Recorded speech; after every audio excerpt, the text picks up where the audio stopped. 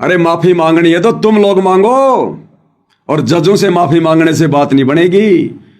तुम जज के आगे माफी मांगने से दोस्त मुक्त नहीं हो जाओगे। भाई और बहनों, इन लोगों को शर्म आती है अपनी गलतियों की माफी मांगने से, संत रामपाल जी से। अरे आश्रम वालों, तुम असली दोषी जजों के नहीं हो जो तुम इन जजों से माफी मांग रहे हो। तुम न्यायपालिका के मुख्य दोषी नहीं हो जो तुम न्यायपालिका से याचिका लगाकर माफी मांग रहे हो। तुम सबसे बड़े दोषी संत रामपाल जी के हो। सबसे बड़े दोषी तुम सतगुरु रामपाल जी के हो, उनसे माफी मांगनी पड़ेगी तुमने।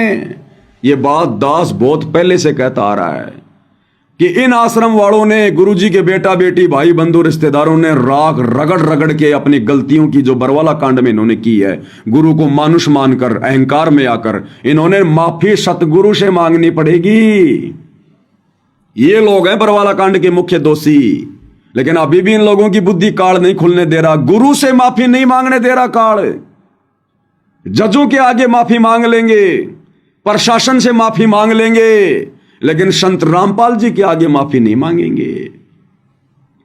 और भाई जब तक सतगुरु रामपाल जी से तुम लोग नाक रगड़ रगड़ के माफी नहीं मांगोगे, और जब तक संगत से माफी नहीं मांगोगे कि भाई संगत वालों, हमारी बुद्धि पे तो काल बैठ गया था बरवाला कांड में, और बरवाला कांड के बाद जो हमने तुम संगत वालों की सारी मर्यादाएं तोड़वा दिए, सारे उल्टे काम करके, राजनीति करवा के, बरवाला कांड करवा के तो भगवान को जेल में हमने जो है बल्कि बैठने पर मजबूर करवा दिया। और बरवाला कांड के बाद तुम भक्तों की हमने मर्यादा तोड़वा दी, राजनीति करवा के, आरक्षणों में बैठा के, गुंडों की सीबीआई जांच का समर्थन करवा के, लोगों को चंदे में पैसा दे के, लोगों की धर्मशाला बनवा के, आन उपासकों के लिए भंडारे लगा के, परशुराम की जयंती में ले जाकर हमने सारे कुक्रम करवा कर तुम लोगों को मिट्टी में मिला दिया। तुम लोगों को धोबी का कुत्ता बना दिया संगत वालों को। तो इन गलतियों के लिए जब तक ये आश्रम वाले माफी नहीं मांगेंगे, ये भगवान जेल से बाहर नहीं आने वाला। ये अपनी मर्जी का मालिक है, बहुत सोच समझ के गया ये। इसने अगर जज के आगे माफी मांग के जेल से बाहर आना होता तो वहीं आश्रम में बैठा बैठा माफी मांग लेता ये। लेकिन ये गलतियां करता नहीं है, ये तो गलतियां करने वालों को सुधारता है। भगवान कभी गलतियां नहीं करता, भगवान से कभी गलतियां नहीं होती। तो ये लोग अभी भी माफी नहीं मांग रहे, अभी भी अपनी हरकतों से बाज नहीं आ रहे। जजों से माफी मांग ली, लेकिन सतगुरु से माफी काल नहीं मांगने देगा। हमें गुरुदेव ने सत्संग में क्या बताया, एक अजाजिल नाम का भगत था, और उस समय सतयुग में लंबी लंबी उम्र हुआ करती थी, लाखों साल की। उसने अपने पूरे जीवन काल में लगभग 11 अरब दंडोत प्रणाम किया। 11 अरब, और 11 अरब दंडोत प्रणाम करने से उसका बन गया तप, और उसके बदले फिर उसको स्वर्ग में भेज दिया गया मरने के बाद। और वहां जाने के बाद भी भगवान परीक्षा लेता है, तो वो विष्णु जी को अपना इष्ट मान के दंडोत प्रणाम करता था। मरने के बाद विष्णु लोक में गया, और वहां पर गुरुदेव ने बताया कि कबीर भगवान विष्णु जी का रूप बनाकर उसके सामने आ गए उसकी परीक्षा लेने के लिए, कि देखता हूं इस नालायक ने 11 अरब दंडोत प्रणाम किया है, इतनी भक्ति करी है, और जिस मकसद के लिए भक्ति कर रहा था, दंडोत प्रणाम क्यों किया जाता है? आधीनी के लिए, कि इसने जिस मकसद के लिए दंडोत प्रणाम किए हैं, इसमें आधीनी आई कि नहीं आई?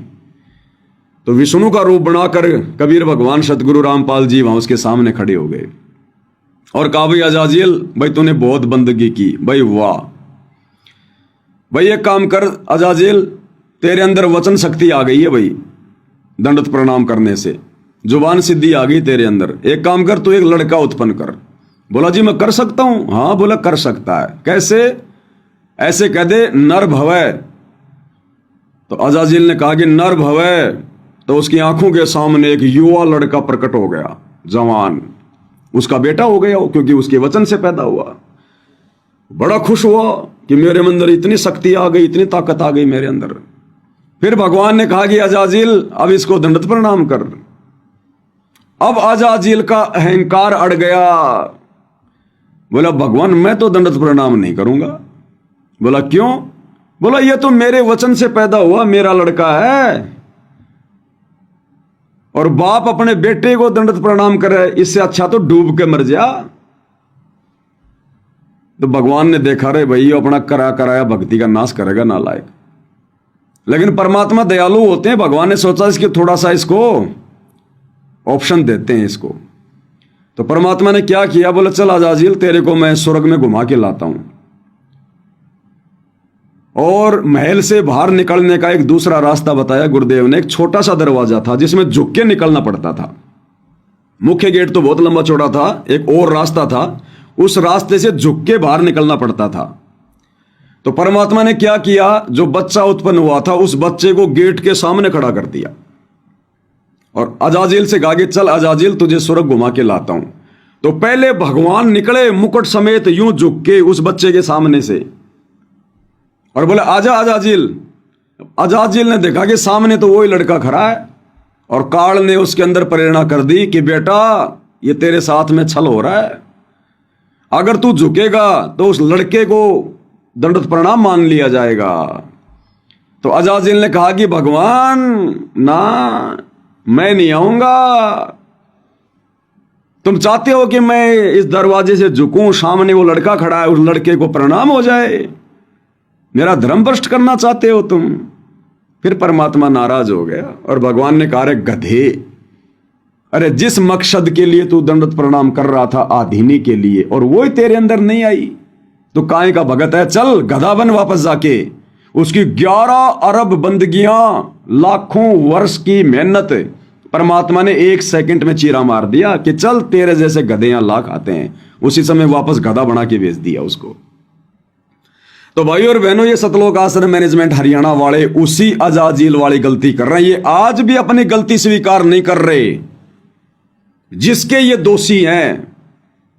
आज भी केवल ये प्रशासन से माफी मांग रहे हैं उस याचिका के माध्यम से, और साथ में भगवान से भी माफी मंगवा रहे हैं। अरे अगर माफी मांगनी है तो अपने बाप से मांगो, सतगुरु रामपाल जी से मांगो। वो जज तुम्हें क्या दोष मुक्त करेगा? अरे वो जज तो तुम्हें मुकदमे से बरी कर सकता है, ज्यादा से ज्यादा उस मुकदमे से तुम्हें दोष मुक्त कर सकता है। इस भगवान के आगे नाक रगड़ो आश्रम वालों, अपनी गलतियों की 100 बार माफी मांगो, क्योंकि यह तो तुम स्वीकार कर ही चुके हो कि बरवाला कांड में हमसे गलती हुई है। याचिका लगा दी तुमने कि साहब हमें पछतावा है, हमसे गलती हुई है, आगे से हम कोर्ट की अवमानना नहीं करेंगे। तो गलतियां तो तुम स्वीकार अपनी कर ही चुके हो कि हमसे गलती हुई है, तो क्यों ना नालायक को अपने भगवान से माफी मांग लो। अरे जेल में जाके, तुम्हारी तो बहुत जान पहचान है भाई, जेल में तुम तो डायरेक्ट जाते हो अंदर सीधे। अरे पूरा का पूरा परिवार, गुरुदेव के बेटा बेटी भाई बंधु रिश्तेदार, ये कोऑर्डिनेटर, अरे जाके हिसार जेल में नाक रगड़ो उस भगवान के आगे। जब तक वो तुम्हें दोष मुक्त नहीं करेगा, या गधा कुत्ता सुअर बनने से नहीं छूट सकते तुम। जज तुम्हें क्या दोष मुक्त करेगा? सजा तो तुम काट ही चुके हो जेल में जा जाके, अब क्या दोष मुक्त होना? असली दोषी तुम भगवान के हो, सतगुरु रामपाल जी के उन भक्तों के दोषी हो तुम, जिन भक्तों की बरवाला कांड में मौतें हुई हैं। तो भगवान से माफी मांगो जाकर, तब तुम्हारा पीछा छूटेगा। लेकिन ये नहीं मांगेंगे भाई और बहनों, क्योंकि अहंकार में सड़ रहे हैं ये लोग। आज भी इनको यह लगता है कि गलती गुरुजी की है, बरवाला कांड में हमारी कोई गलती नहीं है। तो भाई और बहनों, आपकी आंखों के सामने देख लो क्या हो रहा है ये। अब सोचो, यदि हम सत्सेवक भाई बहन भी अगर गुरुदेव के सत मिशन सात संगति से जुड़कर इन लोगों से अलग ना होते, तो आज यही गलतियां हम कर रहे होते। और पूरी संगत दोषी बन रही है, पूरी संगत दोषी। कोई भी माई का लाल इनके कुकर्मों पर उंगली नहीं उठा रहा है, सच कहने को तैयार नहीं है। हाथों में चूड़ियां पहनकर बैठे अपने कोऑर्डिनेटरों के डर के मारे। सबके सब दोषी बन रहे हैं भगवान के। जिस प्रकार महाभारत के युद्ध में द्रौपदी को नंगा करने का प्रयास हो रहा था, सब चुपचाप बैठे थे, किसी ने हिम्मत नहीं करी। एक विदुर ने हिम्मत करी और वो विदुर दोष मुक्त हुआ। बाकी सबके महाभारत के युद्ध में बक्कल उतरे, सबकी दुर्गति हुई जो वहां देख रहे थे खड़े खड़े, जानबूझ के सांची तजे हुए थे। तो केवल सत्सेवक भाई बहन है जो इन आश्रम वालों को इनकी गलतियों से रूबरू करवा रहे हैं, संगत को संगत तक सच्चाई पहुंचा रहे हैं, किसी न किसी माध्यम से, सात संगति के माध्यम से या वीडियो बना के, जैसे भी है। बाकी ये जितने भी आश्रम वाले हैं, जितने भी कोऑर्डिनेटर हैं, जितने भी ये संगत वाले हैं जो लड्डू जलेबी बर्फी के चक्करों में अपनी मौज मस्ती में घूम रहे हैं, सब दोषी हैं भगवान के। सबका बक्कल उतरेगा, सबका। ये जो बदनामी हुई है गुरुदेव भगवान की इन अखबारों के माध्यम से पूरे हरियाणा में, भाई बराबर के दोषी हो, बराबर के दोषी, सारे के सारे दोषी हो तुम बराबर के। ये जो बदनामी हो रही है देश दुनिया में गुरुदेव की कि बाबा रामपाल ने अपनी गलती स्वीकार कर ली। अरे तुम भक्तों की हिम्मत कैसे पड़ गई ये याचिका लगाने की कि बाबा रामपाल बरवाला कांड में गलतियां करके फिर जेल में आया है। अरे नालायको, तुम्हें क्या संज्ञा दें तुम लोगों को? तुमसे तो जानवर भी अच्छे, जानवर भी। और तुम कहते हो हम भगत हैं, हम 20 साल से भक्ति कर रहे हैं, हमें सार नाम मिल गया। तुम्हें क्या कहें भाई और बहनों, शब्द नहीं है। इसलिए दास कहता है भाई और बहनों, इस कलयुग की बिचली पीढ़ी में इन लोगों ने अपने मनुष्य जीवन को बर्बाद कर दिया है। गुरु इनको माफी दे तो किन किन गलतियों से माफी दे? इन्होंने तो गलतियों की लाइन लगा के रख दी। और ये जो गलती है, दास आपको बार बार कहता आ रहा है भाई और बहनों कि ज्यों ज्यों युग परिवर्तन का समय नजदीक आएगा त्यों त्यों ये आश्रम वाले बहुत बड़ी बड़ी गलतियां करेंगे। बोलता है ना दास वीडियो में, देख लो ये गलतियां। अरे गुरु की निंदा सुने जो काना, ताको निश्चय नरक निदाना। और जो जन गुरु की निंदा करही, सुकर समान गर्भ में पढ़ी। यह है गुरु की सबसे बड़ी निंदा। इन्होंने खुद गुरु की निंदा की है, ये याचिका लगाकर, गुरु को गलत ठहराकर, गुरु को दोषी बताकर कि संत रामपाल जी ने बरवाला कांड में दोष किया, उनकी गलती है। और आज अपनी गलती के लिए वो माफी मांग रहे हैं। क्या समझा इन्होंने? खाली जुबान जुबान से भगवान कह रहे हो। ये सबसे बड़े दोषी हैं गुरु निंदा के। कैसे पार होंगे ये? कैसे मोक्ष मिलेगा इनको? आने वाले समय में इनकी दुर्गति होने वाली है भयंकर। इसलिए दास कह रहा है इन आश्रमों से जुड़ी संगत से निकल जाओ, इनसे पीछा छुड़वा लो, पीछा छुड़वा लो। जो काल ने तुम लोगों को बांध रखा है इनसे, नहीं तो दुर्गति होगी साथ में बराबर।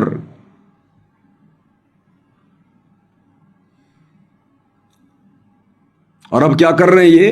अब ये गलतियों पे गलतियां करेंगे, गलतियों पे गलतियां। अब इन लोगों को क्या लग रहा है कि बस हमने तो गुरुजी से माफी मंगवा दी जज के आगे याचिका लगाकर कि साहब मुझे पछतावा है मेरी गलती पर।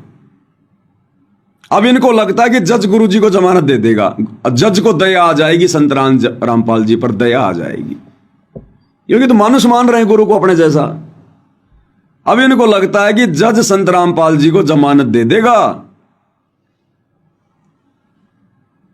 और भाई और बहनों, प्रशासन ने क्या शर्त रखी थी कि कोई भीड़ इकट्ठा नहीं होनी चाहिए, कोई शोर शराबा नहीं होना चाहिए किसी प्रकार का।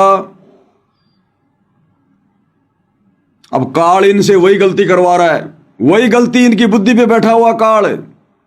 इन लोगों को लग रहा कि अभी कुछ ही दिनों में संत रामपाल जी की जमानत हो जाएगी, जज को दया आ जाएगी, और उसके बाद हम गुरुजी को जेल से बहुत बड़े काफिले के साथ में लेके आएंगे जिसमें हजारों गाड़ियां होंगी। उसके लिए इन्होंने क्या किया है? हरियाणा और हरियाणा के आसपास के जिलों में, दूसरे राज्यों में इन्होंने व्हाट्सएप के ग्रुपों में संगत को मैसेज डालने शुरू कर दिए। और क्या मैसेज डाल रहे हैं संगत को? ये इनके मैसेज पढ़िए भाई और बहनों, ये है इनके मैसेज। क्या मैसेज डाला इन्होंने? गंगानगर की संगत में, क्योंकि गंगानगर हरियाणा के पास में लगने वाला जिला राजस्थान का। तो इन्होंने रात्रि में गंगानगर की संगत को कोऑर्डिनेटरों के माध्यम से क्या संदेशा भिजवाया है? सतगुरुदेव की जय, अर्जेंट सेवा। श्री गंगानगर जिले की सारी संगत को सूचित किया जाता है कि आपके पास XUV, फॉर्च्यूनर और इनोवा और स्कॉर्पियो जैसी बड़ी गाड़ियां हैं, तो आपके जिला सेवादार के पास शाम 4 बजे तक नाम लिखवा दो। क्या करोगे भैया? और जिनके पास फॉर्च्यूनर, सफारी, इनोवा, बड़ी बड़ी गाड़ियां हैं, उन भक्तों के नाम लिखवाए जा रहे हैं। भीड़ इकट्ठा करेंगे, भीड़ इकट्ठा। अपनी गलतियों से शिक्षा नहीं लेंगे, ये उन्हीं गलतियों को फिर से दोहरा रहे हैं। ये गाड़ियां इकट्ठी करवाई जा रही हैं। फिर दूसरा मैसेज क्या डाला इन्होंने? सतगुरुदेव जी की जय। अपनी तहसील से लंबे चौड़े और सुडोल पहलवान सेवादार, सिर्फ भगत की उम्र 18 से 40 वर्ष, सुरक्षा गार्ड यानी कमांडो की सेवा है। जल्दी से जल्दी फॉर्म भरकर 3 बजे तक भेज दो। अरे बरवाला कांड में कमांडो बनाए थे, उनके लिए तो तुम माफी मांग रहे हो आज कि साहब हमसे गलती हो गई थी, कोर्ट की अवमानना करवा दी हमने कमांडो बना के। और फिर से ये लोग कमांडो बना रहे हैं भक्तों को। कह रहे जो लंबे चौड़े भगत हैं पहलवान टाइप के, कहते हैं वो सुरक्षा गार्ड के लिए। सुरक्षा गार्ड यानी कमांडो, फार्म भर दो। अरे किसका कमांडो बनाओगे? अरे संगत वालों, कम से कम तुम तो अपनी बुद्धि खोलो, या तुम्हारी बुद्धि भी झेरे कुएं में पड़ी हुई है। इन मैसेजों को समझकर अभी तुम्हारी बुद्धि नहीं खुल रही। अरे किसके बॉडीगार्ड बनोगे तुम? गुरुजी के बनोगे क्या? नालायकों, मर जाना उससे पहले तुम डूब के पानी में। जो भगवान सारी दुनिया की बॉडी की रक्षा कर रहा है, तीनों लोकों में प्रवेश करके सबका भरण पोषण करता है, जिसने हम ये पिंड और प्राण दान में दिए, जो हमारे शरीर की रक्षा करता है, तुम उस भगवान की सुरक्षा गार्ड बनोगे इन मूर्खों के कहने से? ये होती है देखा देखी भेड़ चाल। तो भगवान के कमांडो बनोगे क्या? भगवान के सुरक्षा गार्ड बनोगे क्या तुम? ओ लिया फिर तुम्हारा मोक्ष। क्या समझा फिर तुमने गुरु को? जो गुरु पूरी दुनिया के शरीरों की सुरक्षा करता है, जो पूरी दुनिया का बॉडीगार्ड है, तुम उसके बॉडीगार्ड बनोगे? अगर एक कदम भी उठा दिया, अगर फार्म भी भर दिया, ये परीक्षा है उन भक्तों की। अगर ये सुरक्षा गार्ड का फार्म भी भर दिया किसी भगत ने, अरे भक्ति मार्ग में क्या जरूरत है हमें? भक्तों का सुरक्षा गार्ड भगवान होता है, गुरु होता है। हम क्यों ठेकेदारी लें किसी के सुरक्षा गार्ड बनने की? और अगर तुम भगवान के सुरक्षा गार्ड बनने की सोच रहे हो तो फिर मरो।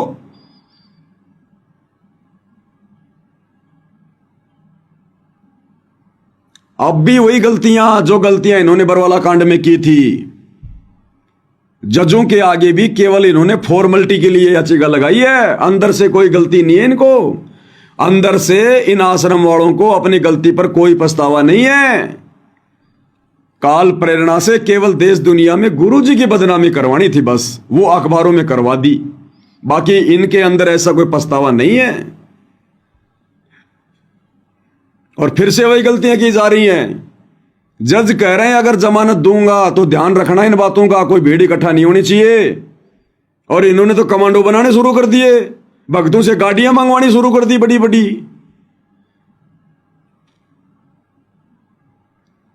नहीं मिलेगी भाई जमानत, नहीं मिलेगी। वो सबका बाप है, जजों का जज है, वो ऐसे नहीं आएगा जेल से। जब तक तुम आश्रम वाले हृदय से आंखों में आंसू भर भर के अपनी गलतियों का पछतावा करके, जब तक तुम उनके चरणों में अरदास नहीं लगाओगे, नाक नहीं रगड़ोगे और संगत के आगे हाथ नहीं जोड़ोगे कि भाई संगत वालों हमसे वास्तव में गलती हो गई, हमने तुम सबकी मर्यादा तोड़वा दी, भाई हमें माफ करना, तब तक वो भगवान जेल से बाहर नहीं आने वाला।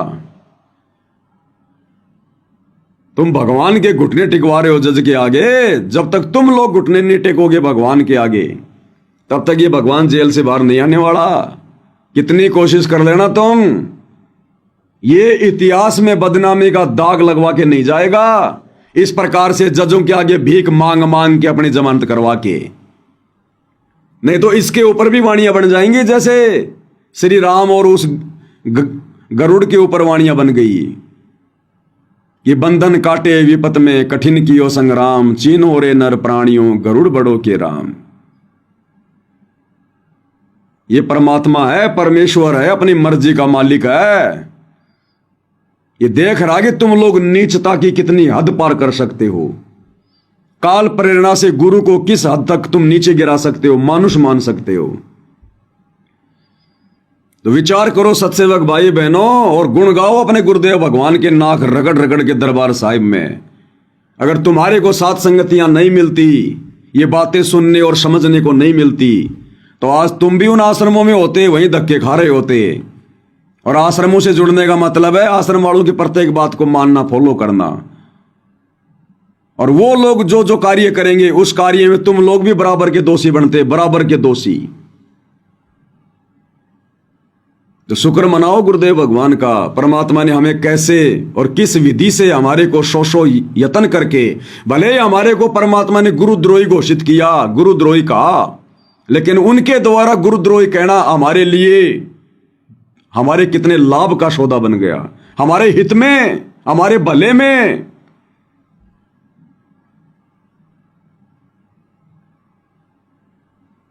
बाकी देख लो ये ड्रामे आप लोगों के सामने हो रहे हैं। इन्होंने भगवान को दोषी बना दिया, भगवान को।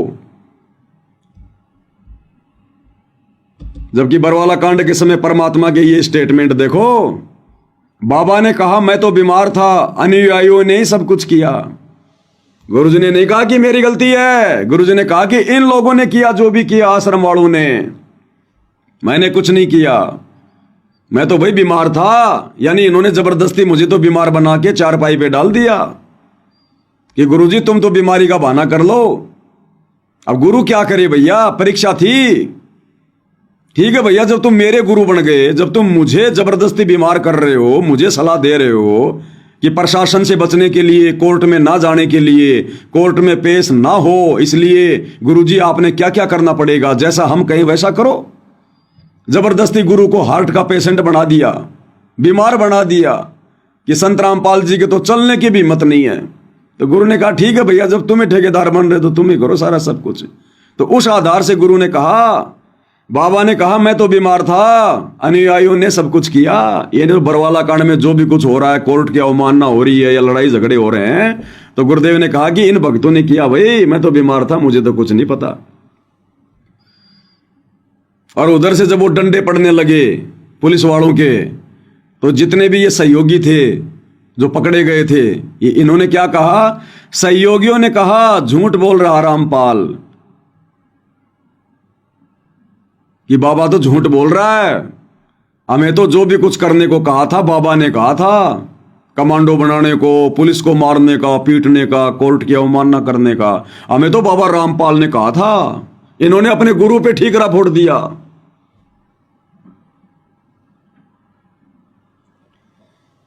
तो भाई और बहनों,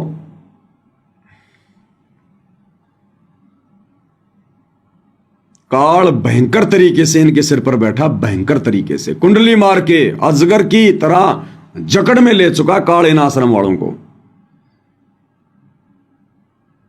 अब ये संगत के ऊपर है भाई, संगत अगर बच सकती है तो बच सकती है।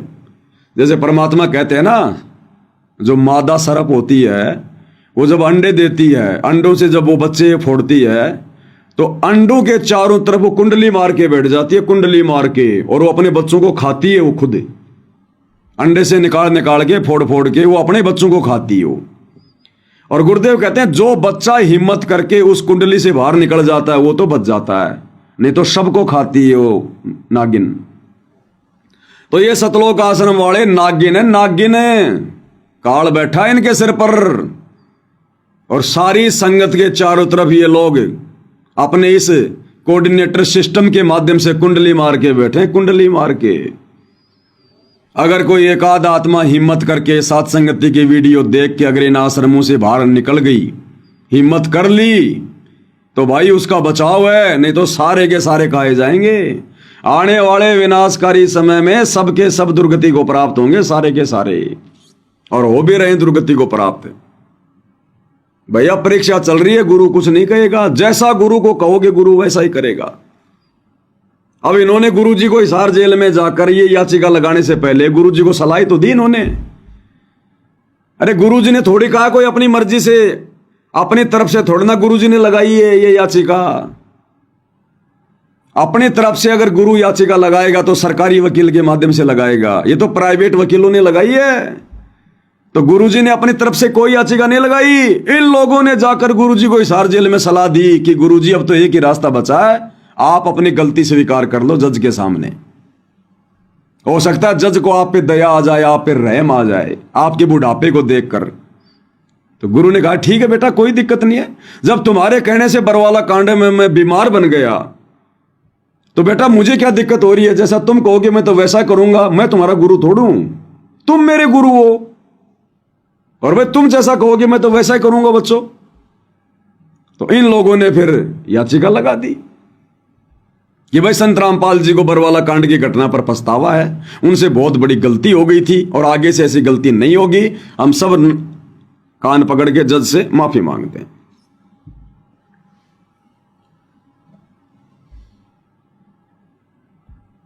यह ड्रामा है।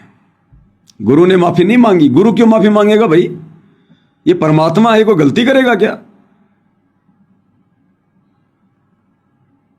इतिहास बन रहा है भाई और बहनों। ये इतिहास इन आश्रम वालों के मुंह पे थूकेगा आने वाले समय में। बच्चा बच्चा इनके मुंह पे थूकेगा इनके। इन्होंने पूरी तो संगत को काल की गोद में बैठा दिया मर्यादा तोड़वा के, और ऊपर से इन्होंने गुरु को ढंग से मानुष मनवा दिया संगत से। अरे इससे बड़ी बदनामी, इससे बड़ी बदनामी संत रामपाल जी की दुनिया में दूसरी नहीं हो सकती कि अंत में 10 साल की सजा भोगने के बाद भी संत रामपाल जी को जज के आगे घुटने टेकने पड़ गए इस याचिका के द्वारा। बरवाला कांड का पूरा दोष संत रामपाल जी ने अपने ऊपर लेना पड़ गया अपने नालायक भक्तों के कारण। कहते हैं जो मैं पूत कपूत हूं बहुर पिता को लाज। अंत में बाप को ही नीचा देखना पड़ता है, शर्मिंदा बाप ही होता है अंत में। बेटा तो गांव में कांड करके भाग जाता है, अंत में बाप के सर पे जूते पड़ते हैं। भाई और बहनों, ये तो लाख जन्मों में भी मोक्ष प्राप्त नहीं करने वाले आश्रम वाले, लाख जन्मों में भी। अब ऐसे काल प्रेरित लोगों की कुसंगति करके ये संगत क्या उम्मीद कर रही है? निकल जाओ इस काल की कुंडली से बाहर, बच जाओगे, नहीं तो दुर्गति होगी तुम्हारी, दुर्गति। बाद में समझदार बनने से कोई फायदा नहीं है। संत रामपाल जी को सारा जेल में खून के आंसू रुलाए जा रहे हैं, खून के आंसू। उनको मानुष मानकर जो व्यवहार किया जा रहा है उनके साथ में, ये तुम्हारी आंखों के सामने भाई और बहनों। हाथ कंगन को आरसी क्या, पढ़े लिखे को फारसी क्या। और हमें यह भी पता है कि आश्रम वाले नहीं मानने वाले। भैंस के आगे बीन बजाने से कोई फायदा नहीं है, कोई फायदा नहीं है। और दास तो अब इनके कुकर्मों पर ज्यादा बोलना भी नहीं चाहता। हम तो अपने सदगुरु की महिमा और अपनी भक्ति करेंगे, हमारे को तो उससे टाइम नहीं है। लेकिन इस प्रकार की जो ये हृदय विदारक जो घटनाएं सामने आती हैं तो रुका नहीं जाता भाई और बहनों। हो सकता है इन घटनाओं के माध्यम से उन आश्रमों में फंसे हुए कुछ भक्तों की आंखें खुल जाएं, अपना जीवन सत्यानाश होने से बचा लें। हो सकता है उन आश्रमों से बाहर निकल जाएं, सत्सेवक भाई बहनों के साथ मिलकर साथ संगतियों से जुड़कर अपनी भक्ति कर लें, माफी मांग लें भगवान से जाने अनजाने की गलतियों की। हमारी ये कोशिश रहती है। इन लोगों को समझाने की कोशिश नहीं है हमारी। ये जो मुख्य मुख्य दोषी हैं, गुरु जी के परिवार वाले, ये कोऑर्डिनेटर, बड़े बड़े आश्रम संचालक है, ये नहीं समझ सकते। ये तो स्पेशल काल के द्वारा भेजे गए, स्पेशल काल के द्वारा नियुक्त हैं ये। तो ये नहीं समझने वाले किसी भी हालत में। ये तो अंत में अपनी भयंकर दुर्गति करवा के जाएंगे यहां से, दुर्गति करवा के। लेकिन जो संगत है वो परमात्मा की आत्मा है। वो बेचारे भोले भी हैं, नादान भी हैं। हो सकता है उनको ये बात समझ में आ जाए किसी को कि हम किन निकम्मों के पीछे यहां पर आश्रमों में आ रहे हैं। हो सकता है वो बेचारे संभल जाएं, सुधर जाएं। बाकी इससे बड़ा तमाचा सतगुरु रामपाल जी के मुंह पर जो उनके खुद के भक्तों ने मारा, उनके परिवार ने मारा है, इससे बड़ा तमाचा नहीं हो सकता कोई और।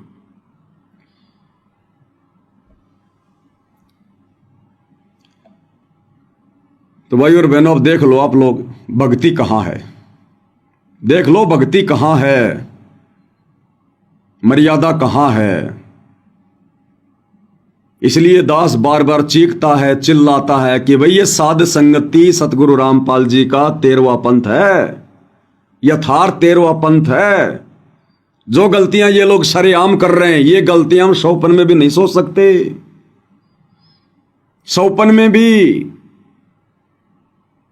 अरे सारे के सारे मिलकर सतगुरु रामपाल जी के चरणों में जाकर नाक रगड़ो, अपने जाने अनजाने की गलतियों की माफी मांगो, तुम्हें परमात्मा सारे मुकदमों से बरी कर देगा। न्यायपालिका के मुकदमों से भी बरी कर देगा। और जो तुम उनके दोषी बने बरवाला कांड करवा कर, वर्तमान में संगत से गलतियां करवा कर, ये दयालु भगवान तुम्हें उन गलतियों से भी माफी दे देगा। मोक्ष तो नहीं होगा लेकिन माफी दे देगा ये परमात्मा तुम्हें। मोक्ष तो बहुत दूर है तुम्हारे से, लेकिन इनकी बुद्धि भी नहीं है वहां। इनको शर्म आती है, शर्म, इनका अहंकार आगे खड़ा हो जाता है कि संत रामपाल जी से और हम माफी मांगे। वो तो हमारे जैसे इंसान है, हमारे जैसे व्यक्ति हैं। गुरु हुआ तो क्या हुआ, भगवान थोड़ी है। भगवान तो खाली जुबान तक है। तो अजाजिल की तरह इनका अहंकार अड़ गया। इसलिए भगवान कहते हैं राज त्यागना सहज है, सहज नारी का ने, ये मान बढ़ाई ईर्ष्या दुर्लभ तजना। ये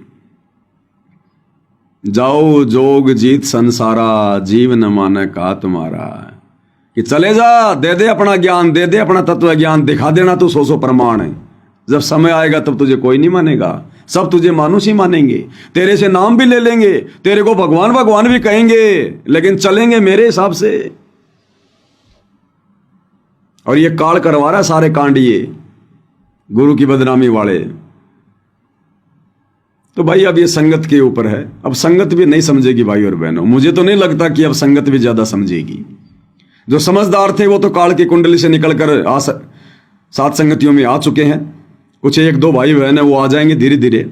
बाकी मुझे नहीं लगता कि ये नादान संगत समझेगी, नहीं समझेगी। अब समझने का समय भी नहीं रहा। अब तो जो इन्होंने बीज बोया है वो फसल काटने का समय है। अब समझने समझाने का दौर खत्म है। तो कितनी बड़ी दया, कितना बड़ा रहम भाई और बहनों हम सत्सेवकों पर। गुरुदेव भगवान का जितना दंडवत धन्यवाद करें उतना कम है। हमें बचा लिया भगवान ने, साथ संगति से जोड़कर बचा लिया हमें। ये आपकी आंखों के सामने है भाई और बहनों। अब इससे ज्यादा कुछ नहीं कह सकते हैं।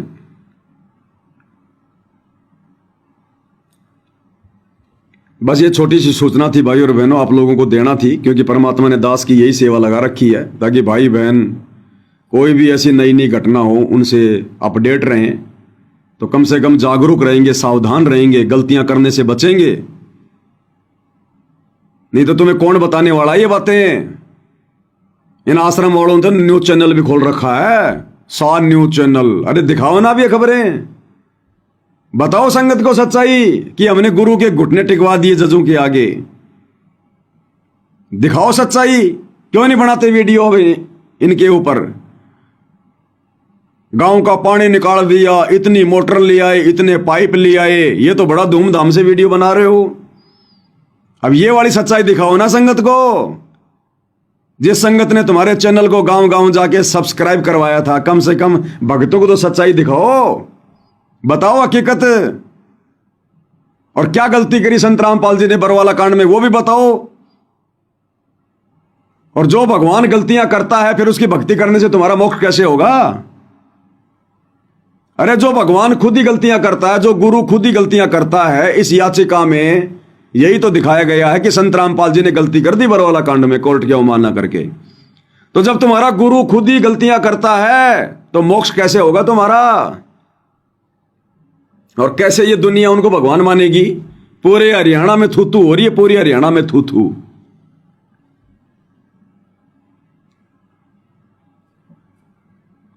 इसलिए दास कह रहा है कि जितने भी गांव वाले हैं जिनका ये खेतों का पानी निकाल रहे हैं, जिनके मकान बना रहे हैं, अपने स्वार्थ के लिए उनको भगवान भगवान कह रहे हैं। उनके अंदर तो यही है कि बढ़िया है, बहुत अच्छा है, बाबा रामपाल के भक्तों को मूर्ख बनाओ और अपना काम निकालो। उनका स्वार्थ बोल रहा है कि ये भगवान है, भगवान है। और वही लोग जब इस प्रकार की अखबार की एक कटिंग पढ़ेंगे वो भगवान मानेंगे। धिक्कार है उन भक्तों की माताओं को जिन्होंने उन भक्तों को जन्म दिया। भगवान मिलने के बाद जिन्होंने अपना मनुष्य जन्म बर्बाद कर लिया, जिन्होंने ये कुकृत्य किया है, गुरु को मानुष मानने वाला, गुरु से माफी मंगवाने वाला। इससे ज्यादा कुछ नहीं कह सकते भाई और बहनों। भैंस के आगे बीन बजाने से कोई फायदा नहीं है। बस हम सत्सेवक जानकारी से अपडेट रहें, इसलिए परमात्मा ने प्रेरणा की, मैंने वीडियो बना दिया। नहीं, मैं तो इन लोगों की शक्ल भी देखना पसंद नहीं करता। इन आश्रम वालों की शक्ल भी देखना, इनके बोल वचन भी ऐसे लगते हैं जैसे जहर हो, जहर। गधे की आवाज भी हमें अच्छी लगेगी, इन आश्रम वालों की आवाज हमें अच्छी नहीं लगती। आजकल तो मैंने इनके वीडियो देखने बंद कर दिए भगत, जो मुझे भेजते हैं मैं खोलता ही नहीं, अंदर से प्रेरणा नहीं होती।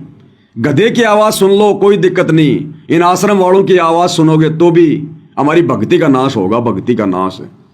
इतने ज्यादा ये गुरु के दोषी बन चुके हैं, पाप में गल रहे हैं ये लोग।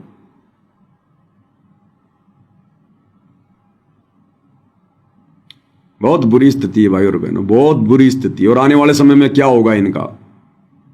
दास से परमात्मा जो जो बुलवाते हैं वो बिल्कुल एक एक चीज हकीकत में होती है आगे चल के, कि जो जो ये समय युग परिवर्तन का 2028 का नजदीक आएगा, इन आश्रम वालों से ये काल इनके सिर पर बैठकर बड़ी बड़ी गलतियां करवाएगा। और आज जो गलतियां इन्होंने की है, इससे बड़ी बड़ी गलतियां और करेंगे अभी ये। लेकिन ये जो गलती इन्होंने की है, कोर्ट में याचिका लगाकर गुरु को जज का भिखारी बनाकर, और पूरे हरियाणा में जो गुरु